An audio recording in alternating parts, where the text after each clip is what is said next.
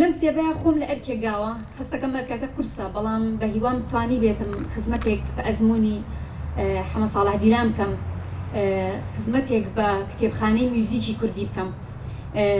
ئەم کەسە حەمە ساڵح دیلان زەمنێکە لە نێو ئێمەیانەماوە بەڵام بەدەنگی بە وجودی تا ئێستا لەگەڵمان ئاژی نەوە بەنەوە لەگەڵ ئەم دەنگەیە گەورە ئەبێ و یادگاری دروستەکە.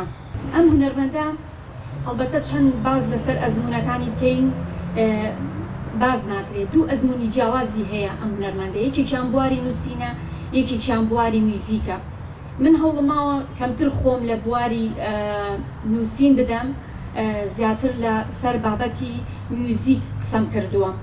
دانیشتنەکانی یەکەمین دانیشتنەکانی کاریگەریەکان بەسەر دیلانەوانێ، کاریگەریەکان چۆن بوون، چۆن ڕنگانەوەی هەبووە لە نێو مەقام و گۆرانەکانی دیلانە.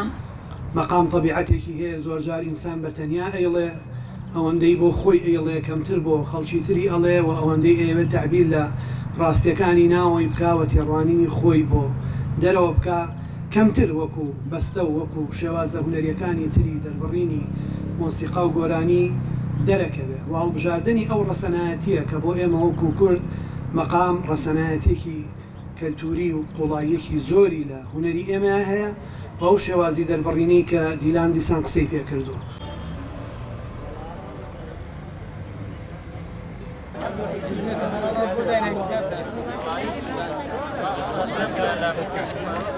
إن شاء الله إن شاء الله.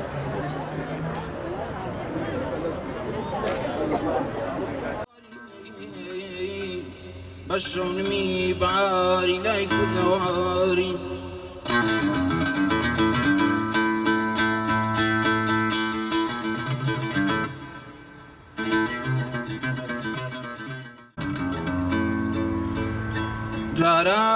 جاراني مست بابوني شرابي بهار يا لكي بلي قلبوتا دمزار جاران أجل روبتو يا سايب نرقراني أم خلقبو